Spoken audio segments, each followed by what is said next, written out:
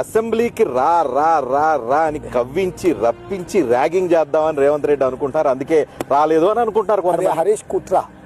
హరీష్ రావు గారు కేసీఆర్ శాసనసభకు వస్తే హరీష్ గారికి పాత్ర ఉండదు, అతను ఎక్స్ట్రా ప్లేయర్ అవుతాడు. సో అందుకోసం ఆయన ఏంటంటే రేవంత్ రెడ్డి గారు నేను ర్యాగింగ్ చేస్తాడు, నేను అవమానిస్తాడు, లేకపోతే నీ మీద దాడి చేస్తాడు, ఇట్లా ఉన్నాయి లేని అపోహలు కల్పించేసి కేసీఆర్ను సభకు రాకుండా చేసి కేసీఆర్ స్థానాన్ని హరీష్ రావు గారు ఆక్రమించుకుంటున్నారు. కేసీఆర్ గారు రాకపోవడం వల్ల హరీష్ రావు గారికి మాత్రమే లాభం ఉంది, నాకేముంది, నేను ఎవరికో సమాధానం చెప్పాల్సిందే కదా. రెండవది, ఆయన 40 సంవత్సరాలు ఈ ప్రాంతం నుంచి ఎమ్మెల్యేగా, రాష్ట్ర మంత్రిగా, ఎంపీగా, కేంద్ర మంత్రిగా, 10 సంవత్సరాలు ముఖ్యమంత్రిగా, ఈరోజు ప్రధాన ప్రతిపక్ష నాయకుడు ఉన్నాడు.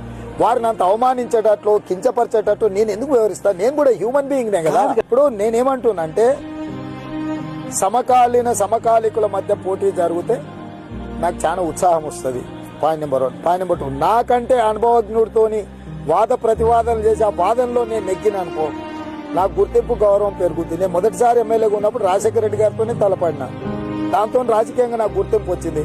ఈ రోజు 40 సంవత్సరాల అనుభవం ఉన్న చంద్రశేఖరరావు గారు తెలంగాణ పట్ల మూలన తండాలు గూడాల నుంచి అవగాహన ఉన్న చంద్రశేఖరరావు గారి విషయాలను ప్రస్తావిస్తే నా అనుభవాన్ని కూడా రంగరించి నేను మాట్లాడిన అనుకో, అప్పుడు ప్రజలు నన్ను మెచ్చుకున్నారనుకో, అరే రేవంత్ రెడ్డి కూడా తెలంగాణ పట్ల చిత్తశుద్ధి ఉంది, పట్టింపు ఉంది, అవగాహన ఉంది, ఈ రాష్ట్రాన్ని నడిపించగల నాయకుడు అవుతాడని గుర్తింపు వచ్చే అవకాశం ఉంటే నేను ఎందుకు ఆయన తిట్టో, అగౌరవపరచో, అడగోలుగా మాట్లాడో, ఎందుకు ఆయనను అవమానిస్తా నేను?